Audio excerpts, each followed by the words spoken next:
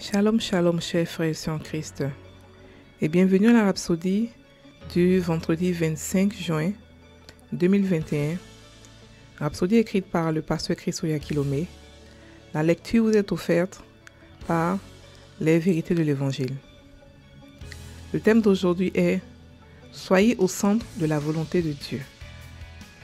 Et le verset est de Éphésiens 2, verset 10, la version amplifiée, qui se lit comme suite.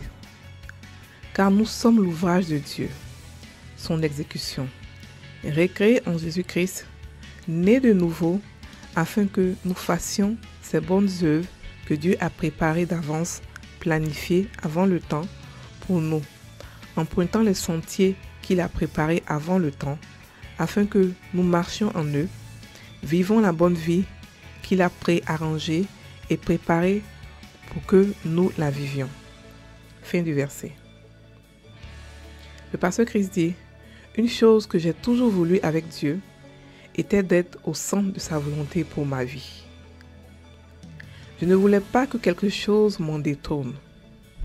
Je savais qu'être au centre de sa volonté est le lieu parfait de sécurité.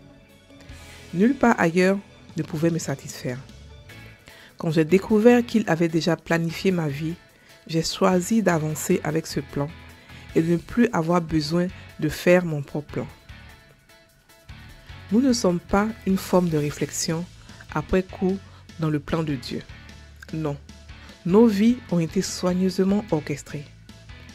L'œuvre que Dieu nous a ordonné de faire a été planifiée d'avance. La question n'est pas de savoir si le plan a été élaboré.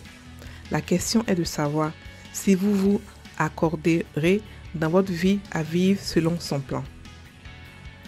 Notre verset d'ouverture dit que nous devons emprunter les chemins qu'il a préparés à l'avance, afin que nous y marchions, afin de vivre la bonne vie qu'il a préarrangée et préparée pour que nous la vivions.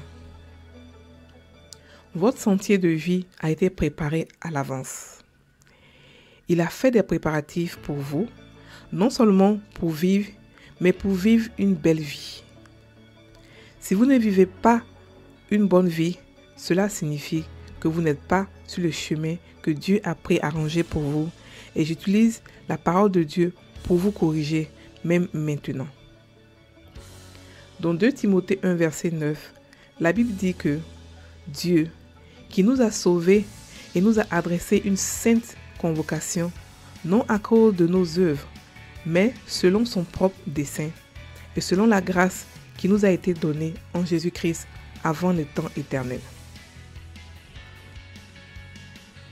Dessein et grâce nous ont été accordés en Jésus-Christ avant la fondation du monde.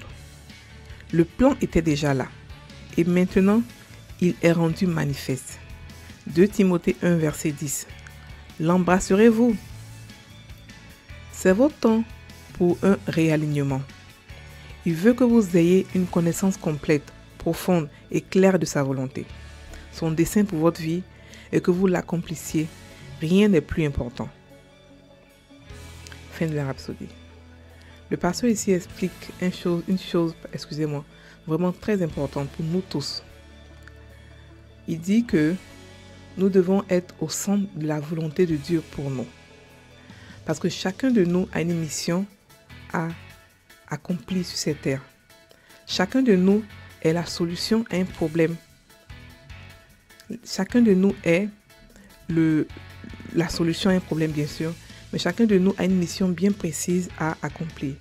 Et il dit quelque chose encore de plus grand. Il dit que cette mission que nous avons accomplie, elle a été déjà préparée, planifiée, elle était déjà établie, préarrangée, préparée.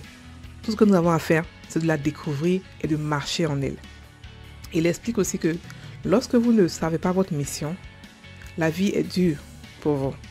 Parce que vous tâtonnez dans le noir, vous ne savez pas où vous partez, vous ne savez même pas ce qui se passe avec vous. Mais lorsque vous découvrez votre mission et que vous marchez dans cette mission, de grandes choses se passent pour vous. Et vous marchez dans la sécurité, vous marchez dans la protection divine. Et ce qu'il explique qui est encore plus important, c'est que cette mission-là, elle est déjà là. Elle est déjà préparée, elle est déjà planifiée.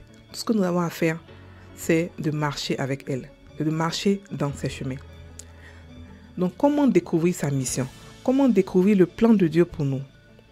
C'est dans la prière, dans l'intimité avec Dieu, dans la prière, dans la méditation et dans l'étude biblique. La mission que vous avez à faire sur cette terre, la plupart de nous le savons déjà.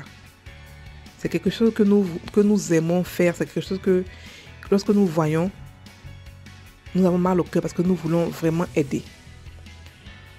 C'est notre droit et devoir, même si on peut le dire, de demander à Dieu quelle est notre mission et de marcher dedans. De demander à Dieu quel est le plan pour nous. Il va nous expliquer tout parce que nous sommes nés pour ça. C'est la question la plus importante que vous allez poser à Dieu. Parce que nous sommes tous la solution à un problème. Nous sommes tous nés parce qu'un problème a été révélé. Nous sommes nés pour pouvoir résoudre ce problème. Nous sommes la solution. Nous devons connaître notre problème. Nous devons connaître le problème pour lequel nous sommes nés. Nous devons connaître le plan de Dieu pour nous et marcher à l'intérieur. C'est ce plan-là. C'est là-bas que la paix est. C'est là-bas que l'amour, c'est là-bas que tout est. La paix de l'âme. Parce que vous marchez en accord avec la volonté de Dieu pour votre vie. Nous sommes le corps de Christ. Et nous n'avons pas tous la même mission ou nous ne sommes pas tous les mêmes membres du corps de Christ. Dans un corps, il y a tout. Il y a le nez, il y a les yeux, la bouche, il y a les pieds. Et chaque partie du corps a une mission accomplie dans le corps. Lorsque vous perdez peut-être le goût, cela vous comprenez l'importance de la langue. Lorsque vous perdez peut-être la vue, cela vous comprenez l'importance des deux yeux. Mais pas d'un seul œil, mais des deux yeux. Nous sommes aussi comme ça, les chrétiens. Nous avons des choses à accomplir sur cette terre. Nous devons marcher dans le plan que Dieu a fait pour nous. Chacun de nous a un plan bien précis. Le plan de Paul n'est pas forcément le plan de Paul, de Pierre. Le plan de Josué n'est pas forcément le plan de Josiane. Donc cherchons à savoir le plan de Dieu pour nous. Cherchons à savoir la volonté de Dieu pour nous. La mission pour laquelle nous avons été créés. Et marchons dedans. Parce que cette mission-là, il nous a équipés pour pouvoir l'accomplir.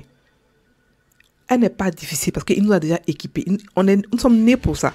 Donc forcément, on est forcément équipés. Et elle a été planifiée pour nous. C'est-à-dire que rien n'est difficile là-bas. C'est là-bas que nous devons être.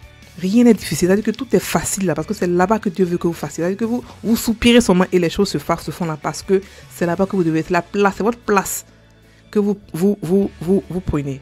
Donc frères et sœurs, je vous exhorte, frères, à marcher dans la volonté de Dieu.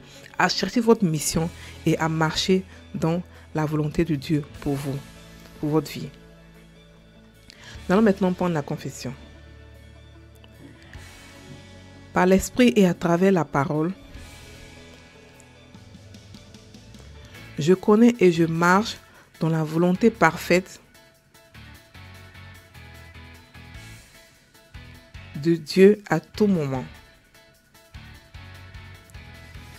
Le cœur, les pensées, les plans, la volonté et les desseins du Père,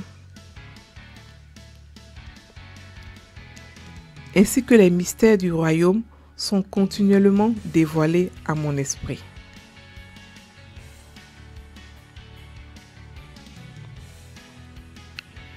Il y a une révélation de ces vérités profondes à mon esprit. Louange à Dieu. Chers frères et sœurs, passez une très bonne journée. N'oubliez pas de prier en langue pour que cette parole puisse rester dans votre cœur et porter des fruits. Soyez bénis.